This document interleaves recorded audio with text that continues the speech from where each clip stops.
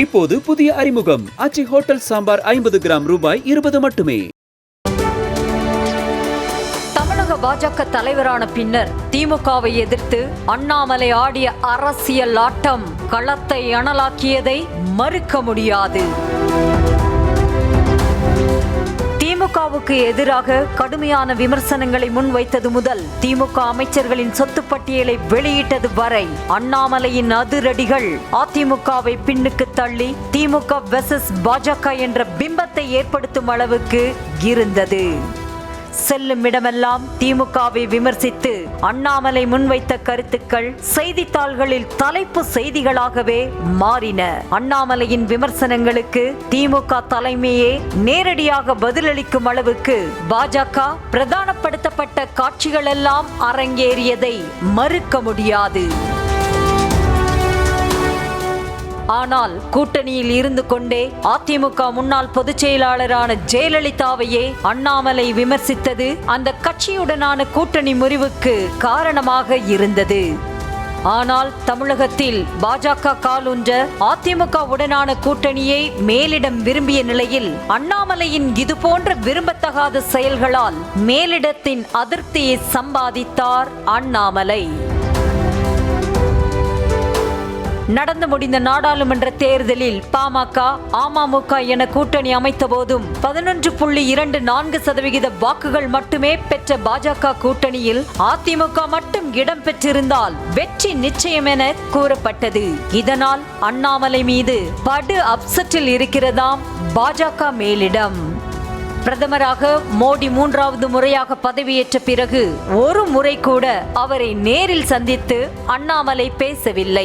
அதற்கான வாய்ப்பையும் மோடி தரவில்லை என்றும் தகவல் கசிகிறது. அது மட்டுமன்றி பாஜக மாநில தலைவராக அண்ணாமலை இருக்கும் வரை அதிமுக உடனான கூட்டணிக்கு வாய்ப்பே இல்லை என்ற நிலையில் பாஜக தலைமையோ தற்போதும் அதிமுக உடனான கூட்டணியை விரும்புவதால் அடுத்த பாஜக தலைவராக அண்ணாமலையை தேர்ந்தெடுக்கப்படுவதற்கான வாய்ப்பு குறைவு என்றே தோன்றுகிறது.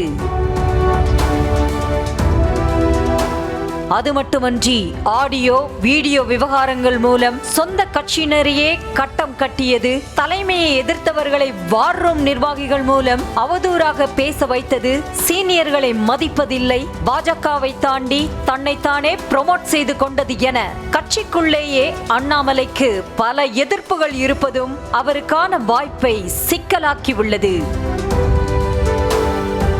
அதே நேரம் அண்ணாமலைக்கும் டெல்லிக்கும் இடையே விழுந்த விரிசலை வாய்ப்பாக பயன்படுத்திக் கொண்டு தமிழிசை சவுந்தரராஜன் மீண்டும் மாநில தலைவராக கடுமையாக முயற்சிப்பதாகவும் கூறப்படுகிறது. அது மட்டுமன்றி அண்ணாமலை மாநில தலைவராக இருக்கும் போதே மேலிடத்தின் உத்தரவின் பேரில் தமிழிசை ஆளுநர் பதவியை ராஜினாமா செய்து மீண்டும் தமிழக பாஜகவில் தன்னை இணைத்துக் கொண்டதை சுட்டிக்காட்டி அடுத்த மாநில தலைவராக தமிழிசை தேர்ந்தெடுக்கப்படலாம் என்று அவரது ஆதரவாளர்கள் கூறி வருகின்றனர். ஆனால் பாஜக கட்சி விதியின்படி மாநில தலைவர் பொறுப்பில் ஒருவர் 2 முறைதான் நீடிக்க முடியும் என்ற நிலையில் தமிழிசை ஏற்கனவே 2 முறை மாநில தலைவராக பதவி வகித்து விட்டதையும் சிலர் சுட்டிக்காட்டுகின்றனர். இதற்கிடையே நயினார் நாகேந்திரன், H. ராஜா, பொன் ராதாகிருஷ்ணன் ஆகியோரும் பாஜக மாநில தலைவர் பதவிக்கு கணக்கு போட்டு காய்களை நகர்த்தி வருவதாக சொல்லப்படுகிறது. ஆனால் என்னதான் பல விமர்சனங்கள் இருந்தாலும் அண்ணாமலையின் அதிரடி அரசியல் இளைஞர்களை பாஜகவை நோக்கி இழுத்ததையும் மறுக்க முடியாது. இப்படிப்பட்ட சூழ்நிலையில் அண்ணாமலையின் பதவிக்காலம் நீடிக்குமா அல்லது மாற்றம் ஏற்படுமா என்பதை பொறுத்திருந்துதான் பார்க்க வேண்டும்.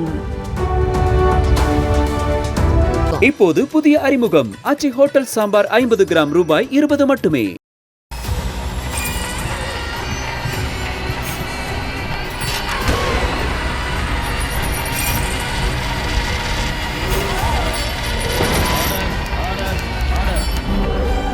நிகழ்தகவு குற்றங்களின் மறுபரிமாணம் நாள்தோறும் இரவு 10 மணிக்கு இணைந்திருங்கள் நமது நியூஸ் தமிழ் தொலைக்காட்சியோடு.